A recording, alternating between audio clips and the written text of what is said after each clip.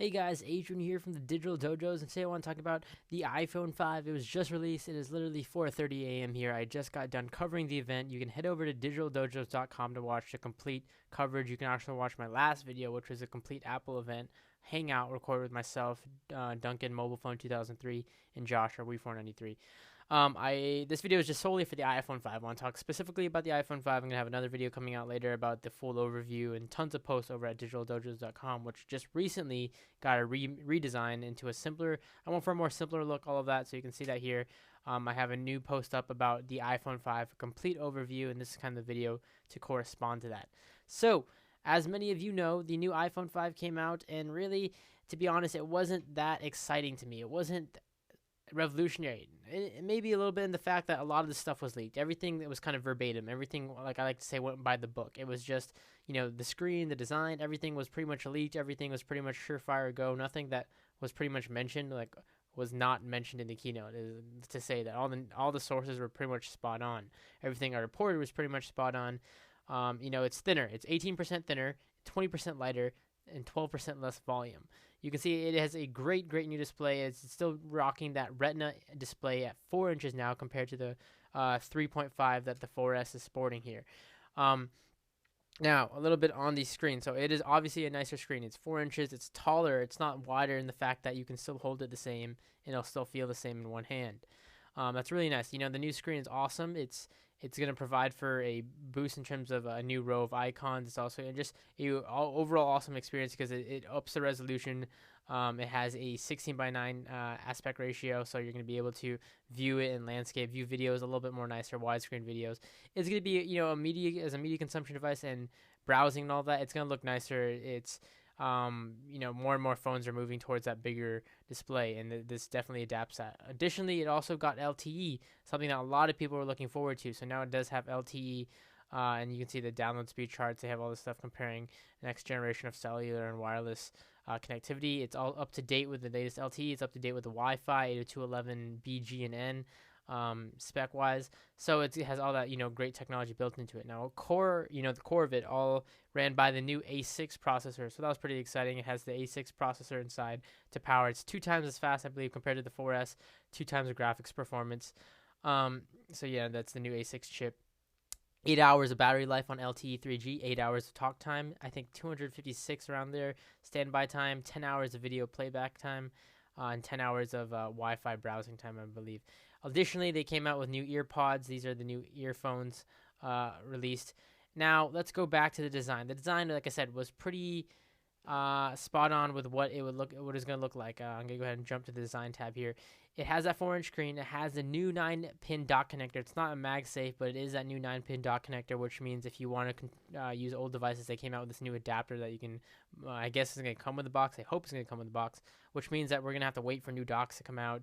A lot of new devices to support this new 9-pin. Until then, you're going to have to use adapters. The headphone jack moved from the top of the phone to the bottom of the phone to accommodate with this new 30-pin to 9-pin. That allows for a lot of space internally to adjust speakers. The speakers are much more improved. They are better audio in terms of waveform and all that. They are I can't really say they're heavier in bass and all that.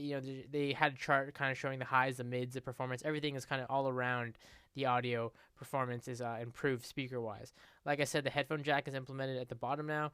There's 3 mics now. There's, I believe, one at the bottom, one on the top, and one on the front of the right here near the FaceTime camera. So there's 3 microphones now to accommodate for, or one in the back as well, or to accommodate for noise canceling, video, all of that.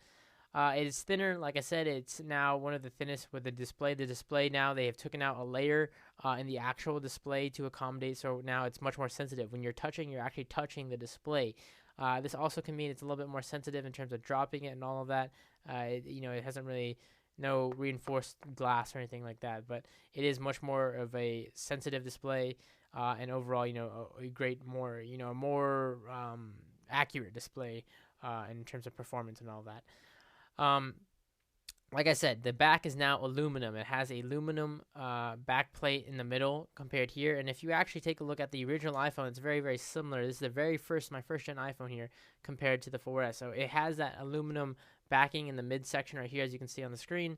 and it has a glass top and bottom. This is going to be to allow you to get your 3G, your Wi-Fi, all your cellular data, etc. signals through the phone.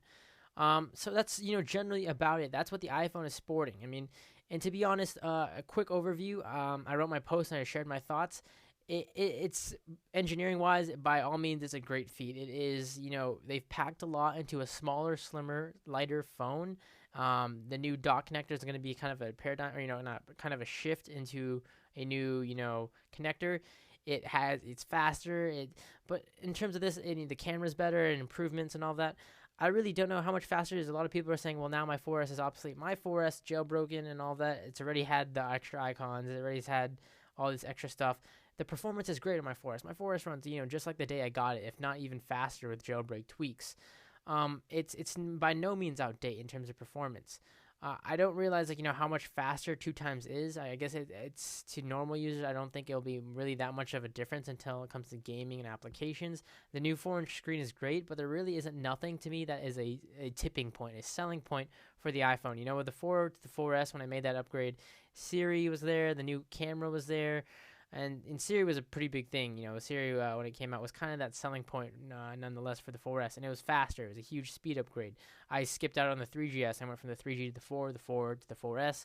I think I'm going to kind of wait out. I was going to be an early adopter of the 5, but I'm not really seeing, it's going to be released on the 21st, not really seeing whether or not I need to upgrade to this. I definitely don't need to upgrade, but whether or not it's really in place to upgrade, just because there's no real big selling point for me. For some people, it'll be the screen. For some people, it will be the A6 processor. For some people, it'll be the new design.